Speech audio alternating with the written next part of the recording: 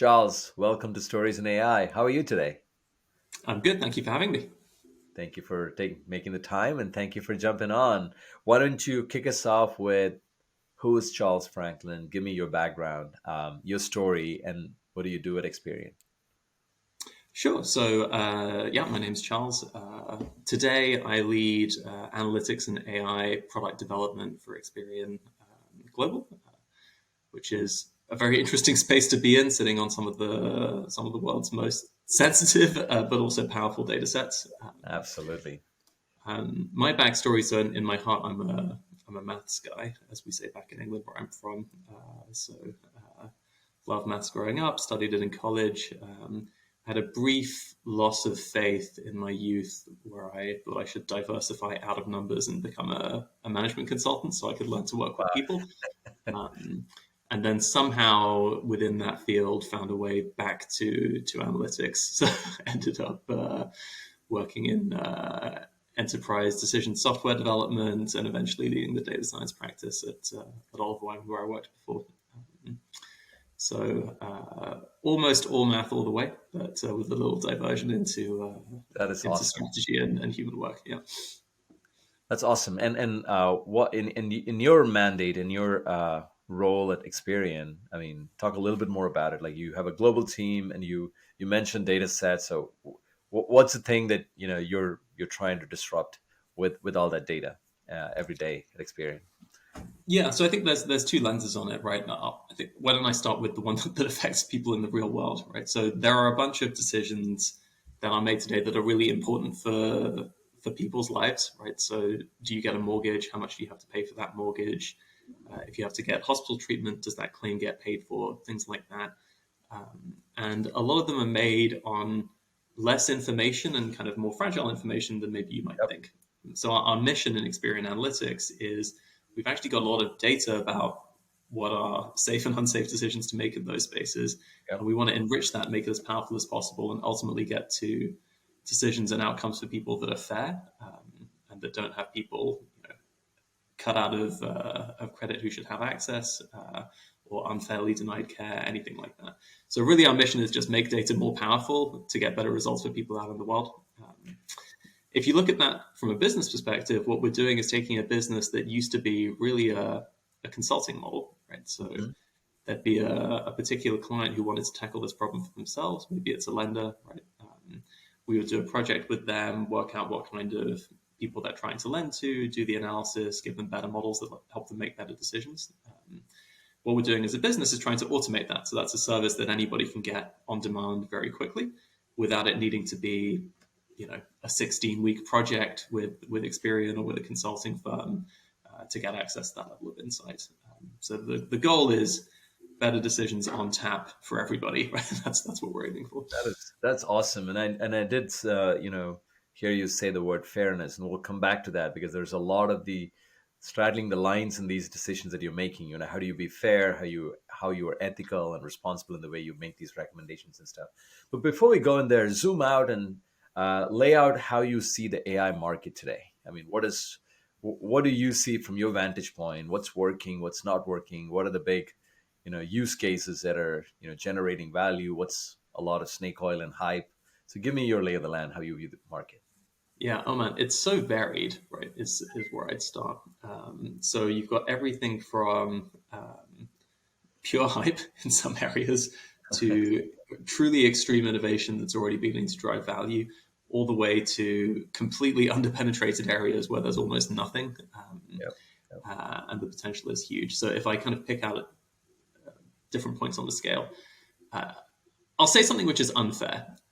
So I think self-driving vehicles are not pure hype because clearly some progress has been made. But Sure. I think we're beginning to appreciate that the gap between being able to drive on a known set of roads, responding to known typical conditions, and Yep. complete flexibility to handle any situation is quite large. Now, in that, we've still got a ton of value, right? We've got highly assisted driving on Teslas, or a lot of the major manufacturers are catching up. But I think the dream of just falling asleep at the wheel and having that be okay is still a little bit away. Still far away. Yep.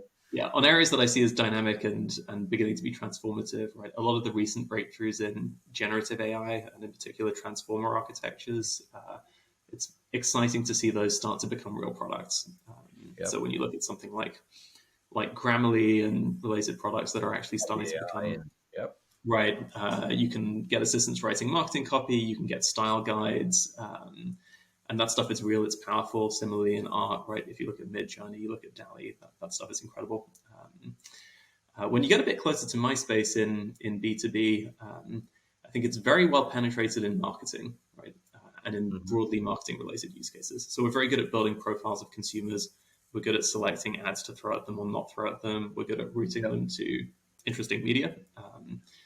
Uh, but my sense is maybe that's it, right? I don't know that we've got that far outside of that space. So a lot of the markets that I serve with Experian are actually pretty underpenetrated, right?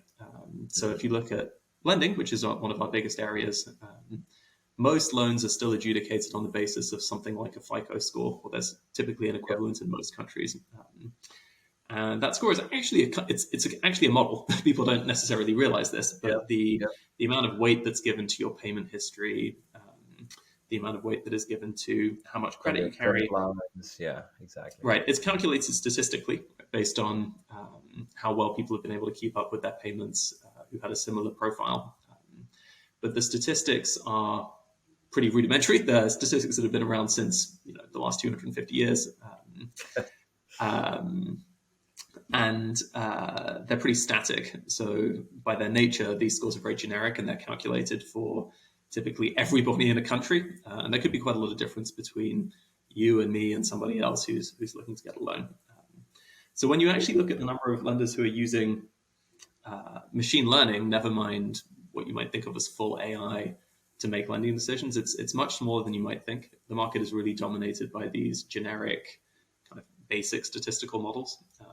Mm. And that's where I think there's a massive opportunity to improve.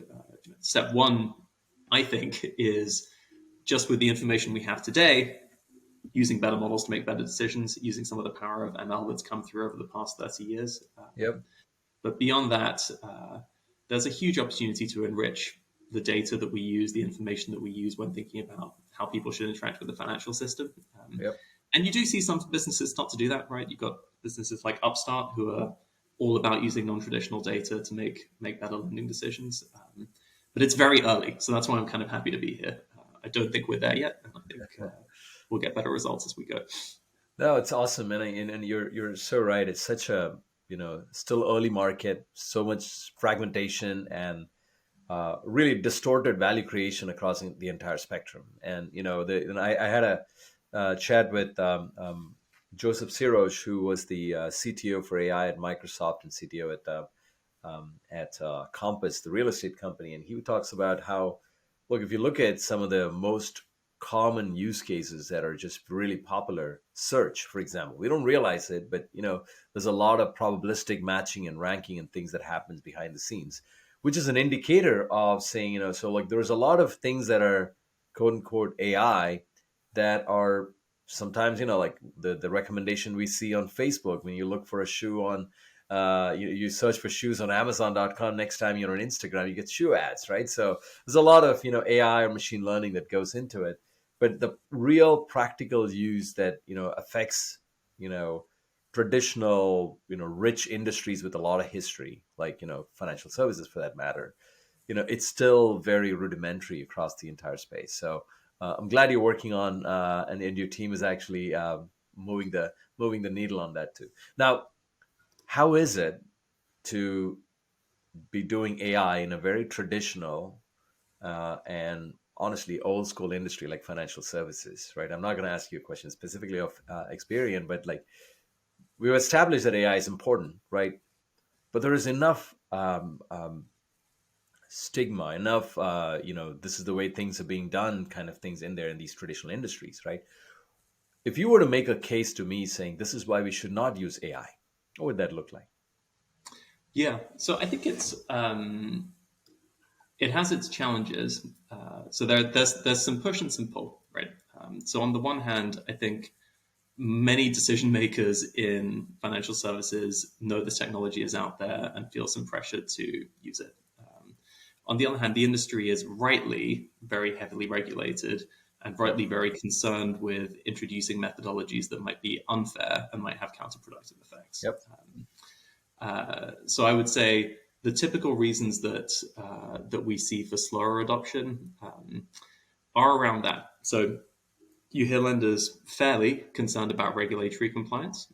Hmm. So, for example, in the US, it's mandatory that you're able to explain to an applicant why they did not get credit or they did not get as much credit as they applied for. And with these traditional models like a FICO score, it's very easy to do. You say, well, you got this many points because of your current balances. If you'd only had $100, then actually it would have been okay and we might have approved you. So this is what you can do to improve your score. So there is, I think, a reasonable concern, which is solvable, but a reasonable concern of Yeah. how do you reproduce that with an ML model, which might be much more complicated. Uh, the other typical concern is around fairness, right? So in part just because these models are new, and in part because they are a little bit less simple and a little bit less easy to break down than the traditional approaches. Often people will worry about, if I put this new thing in production and start using it to make decisions, will I inadvertently introduce bias into my system, and how do I know that I'm not doing that? Right? Mm. And those, I think, are good reasons to proceed with humility and caution. Mhm. But I do also like to turn it around and say, well, okay, what's your case for not using AI Yeah. right now? Because what's happening effectively is we are knowingly, by choice, making critical decisions that affect people's lives with models that are less accurate than they could be. So the reason to do that has to be quite good in order to justify that continued inaccuracy. And maybe to quantify that, when you look at the lift you can get from a machine learning based credit decision Mhm. algorithm over a generic Rule based. credit Yeah. score, which is typically available in the market, you could be looking at easily 5, 8, 10 points improvement um, in Gini or KS, which, just to translate that into real world terms, maybe 1 in 3 or 1 in 4 times the traditional score is making the wrong decision and the ML score would have made the right decision. Right? Mm. And that's a lot of people who are getting the wrong call, who are being turned down for a credit Sure. card who shouldn't be. So yes, we need to be very careful about fairness. It's essential. In fact, we can't do it without. And yes, we need to make sure that what we do is explainable to the applicant, most importantly, and explainable to the regulator who's going to ask the question. But if we don't act, we've got to have a pretty good reason that we're going to tell our customers and we're going to tell our regulators why we're okay just making wrong calls all the time because it was too scary to embrace better technology, right? So that's I think the transition that financial services finds itself in right now, specifically in the space of consumer credit. Yeah. No, it makes total sense. I mean, it's a couple of things just to summarize, right? One is at a base level, since it's regulated industry, black box models and lack of explainability doesn't cut it. You have to be able to dial back, understand the provenance of how decisions are being made, what was used in the criteria, and then basically, if you're making decisions for people or making decisions on people's lives, you have to give them the path out of it. Like, I can't approve this credit, but here is what you can do to make it different. With black box models and traditional, machine learning models, it becomes a little bit more harder to do that, right? I mean, there are tools. It's not an unsolvable problem, as you said. The second thing is introducing bias, not just the fact that you're doing things fair or not, but it's like, since you're now doing, you have all these other, dependencies of getting that model to be working, the data you use, what is accessible versus not. I mean, whether there's bias in the data itself that you use to actually train the models, all of that can actually lead to introducing bias in the system, which, I mean, you can argue, was it already there or not? Probably, but then you had no way to actually know that or not. Now you know for sure that you're introducing bias, right? So that's a very interesting argument you made. And on the flip side, I think it almost is like a call on the risk you want to take on either sides, right? So you're basically saying, look, it's status quo, where I'm doing what I know. I have a bounded box of how much I'm wrong in the decisions I make without machine learning, without AI systems, and I'm comfortable with it. Right? I know I'm doing Right. wrong, but everybody's comfortable. Not just me, but regulators are comfortable with it. They're Right. all We as a society have decided this is okay. Right. okay to do it, right? I mean, it's just classic. And but if I move that, I think it's this comes to me as like as it comes across as the way that like it's a little bit of the fear of the unknown too, right? Because you don't know if you know for a fact with the same level of confidence that when you go to this new system, your new bounding box for the errors you'll make is always going to be X minus Y. You'll probably be a lot more comfortable making that transition, don't you think? I think Uh, that's right, and that's actually what we see some of our clients doing in this space, right? So they may not be willing to say, okay, I'm going to cut over tomorrow. What a lot of them have done, and this varies interestingly by country, but what a lot of them have done is say, okay, well, switch on the machine learning model for me in the background, yeah, and then let's watch it, right? Let's see how it does versus my incumbent. Let's verify that it actually is fair. Let's verify that it's more accurate. And then once it's got 3, 6, 9, 12 months of track record under its belt, we have much higher confidence that it's actually going to cut that error box down, right? yeah, Relative to what you might get from me in a sales pitch, which rightly should be approached with a degree of skepticism. So yes, I think there are good reasons to proceed carefully and to kind of keep the limitations in mind. But I think they're addressable. They're addressable with evidence, and they're addressable with techniques that are at this point pretty well tested. yeah. You know, So take me back to the beginning, right? When you're putting together an AI strategy for Experian and this group that you lead and stuff. How did you guys start off that journey? I mean, for there's a lot of folks in the audience who are executives like you in a large organization in all different kinds of industries, and they're all some of them are not even on the journey yet, and they're trying to figure out how do I get started, right? So take me back to the beginning and tell us like what was the like, and I know it's probably easier to look back and say, hey, these are the five things that we did, and four of them actually worked well. This one sure, didn't, or right? one of them, right? Or one Depending. of them. So yeah, take us back to the origin story and how did you actually lay the strategy in place? How did you start building this capability?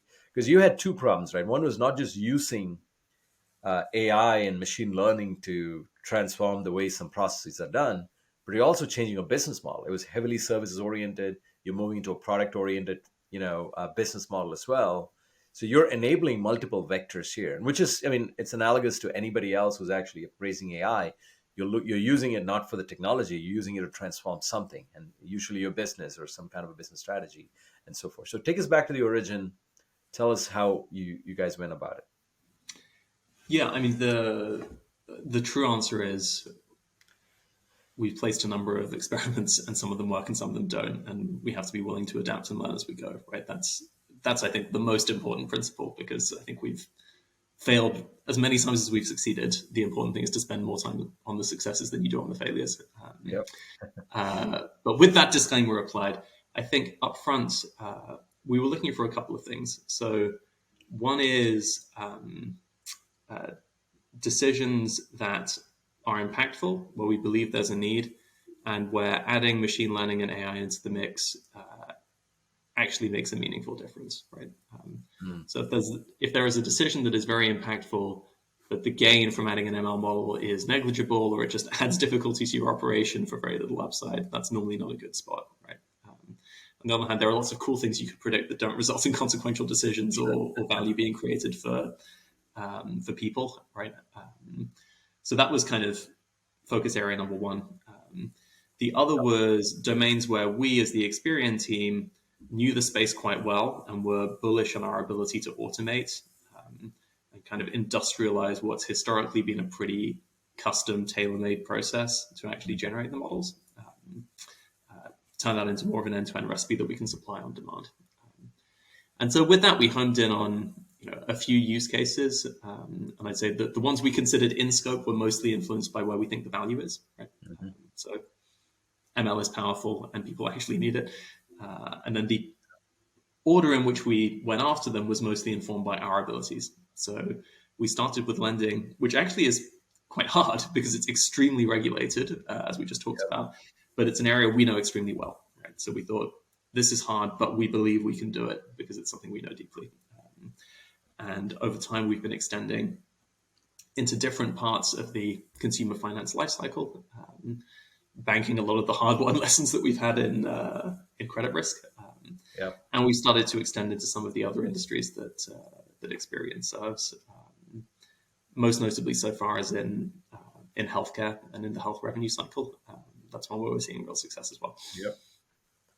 Interesting. It's a couple of themes that I picked out of that. Right. One is, like I said, like it's just the nature of machine learning. It's experimentation, right? You have to just go try different things, place a number of bets, have the courage to stick through it, right? And then see and learn from the data that actually it generates, right? And then one is that. Second, I like what you said about you wanted to start with areas that you have a pretty strong domain expertise in, right? So you know that at least it's the other way of I used to tell practitioners in ML is like you want to solve a problem with machine learning, first do it without machine learning, Right. right? And then use machine learning to automate what you were doing. So it's like capturing the knowledge, the context, and you want to increase the scale of that variables that you actually look for to make a decision. All of that is where machine learning comes to play.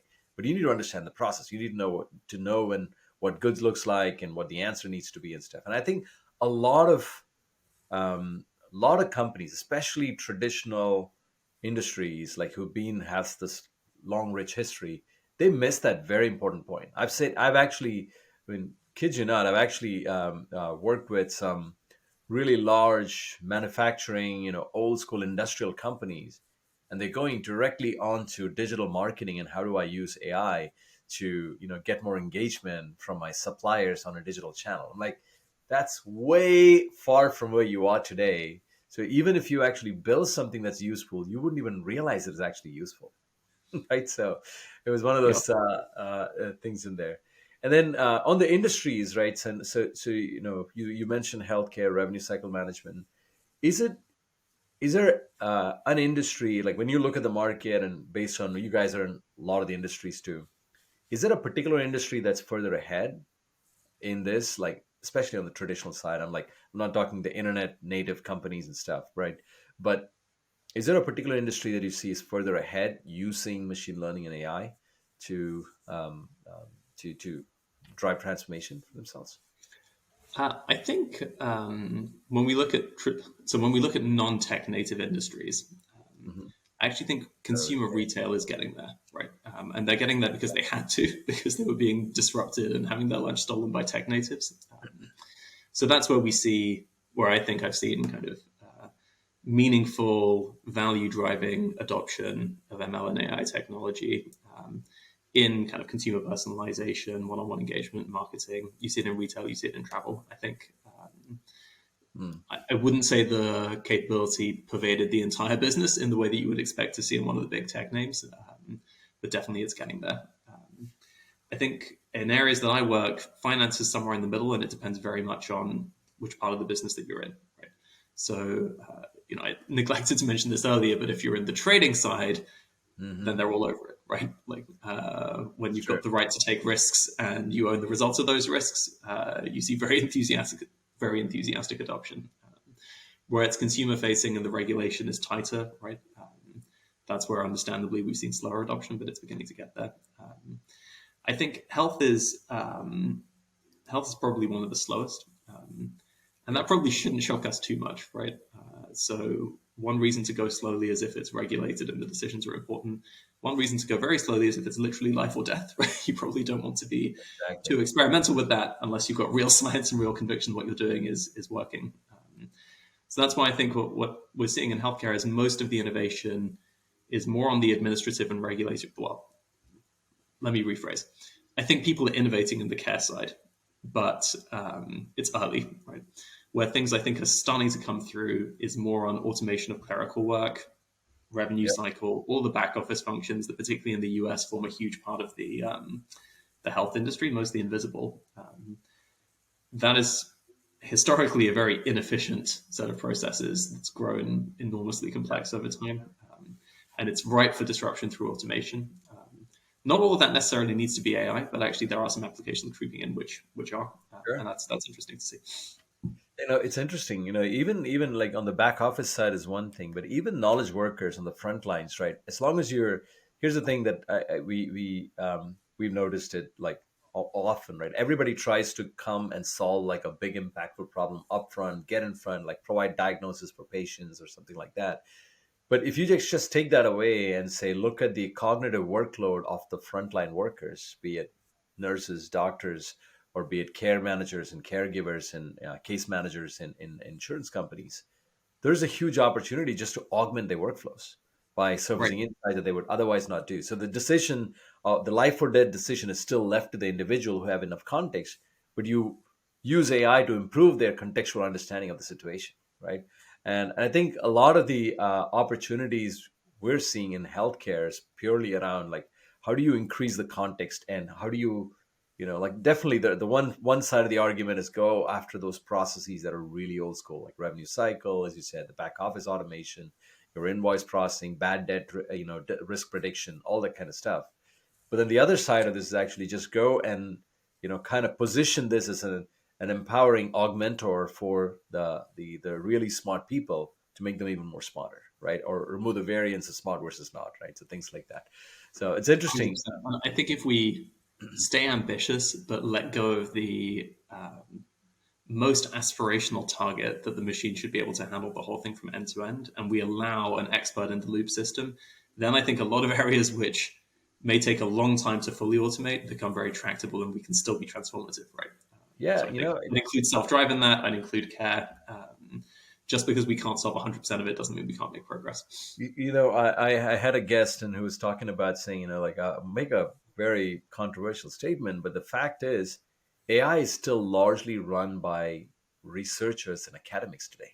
The AI agenda for the world is still dominated by research and thing. And I'm like, why did you say that? And he was like talking about, look, I mean, we talk about trying to get to, I mean, GPT-3 gets, I mean, it democratizes the ability for everybody to be creative. Yes, it used a billion parameters to get there and stuff. But the more important thing to actually really think about or talk about is how do you really, I mean, do the non-sexy thing, but then focus on what you're trying to do as an impact, right? And folks in the industry like you and I, we're really focused on trying to add value, the business value or value to the customer and increasing that, not so much about precision recall metrics that I mark against a benchmark and I'm just now 5% better than my last model that my peer in the industry actually wrote about, right?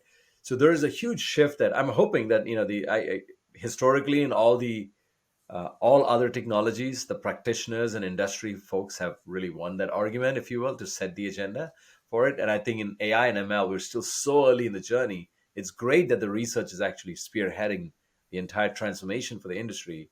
But folks like you, folks like the others that we have on the show, are the ones who are actually making it practical, making it adaptable, and then really turning that into something more useful for humankind in general, right? So um, it's a it's an interesting challenge. So, what are, Charles, some of the problems that are still unsolved in AI? I mean, like we talked a little bit about hype versus what's real early on, but in your world, in your land, right? And I'm also using this as a way to actually think through how you think about it in terms of when you're partnering with other smaller companies, larger companies, right? What are still some of the top of the mind problems that you're trying to solve? Yeah, I think if I go back to finance, right, one area that I'd characterize as partially solved and partially unsolved is um, the combination of explainability and non-traditional data sources. So historically, right, as we said before, you have to explain to a consumer why you didn't give them what they wanted, and that's fair, and we need to maintain that, Yep. right? Actually, it's perfectly possible to sustain that with an ML model. Yep. So as long as your model is what's called locally explainable, you don't need to be able to describe for every consumer in the world what their results would have been at different points. As long as I can say to you, Ganesh, here's why we made the decision for you. Yep. And most of the time, it's possible to do that. There are many well-tested methods which tell you, for example, even though the model's not linear, had you kept up with your payments on your credit card for the past 3 months, actually you would have passed, right? That's Yep. perfectly possible. Where it gets challenging is if you start to try and add non-traditional data sources which don't correlate as obviously to something that is in the applicant's control, right? So let's say they provide some text references from a landlord who says, hey, yes, Charles always paid his rent on time, except for that one time when he had a thing happening at work, and I kind of let him off the hook. That's a little bit harder to explain because you can still say, well, actually, the reason that the model said no is we inspected this section of The the variable. Yeah. landlord's quote, and that kind of triggered a negative pressure on the overall prediction. But it's less obvious to me as an applicant what I should do about that, right? Convince my landlord to use different words, or is there like an action I could have taken? So at least in finance, there is this tricky but necessary step of Yep. converting what might be a very rich, raw, extended data set Mm. into a set of attributes which are meaningfully understandable to a consumer and which inform action that they can take to get better results. It's not enough for the model just to be super predictive. So I think we're making great progress, in the industry is making great progress in beginning to add ML using attributes that are easy to explain.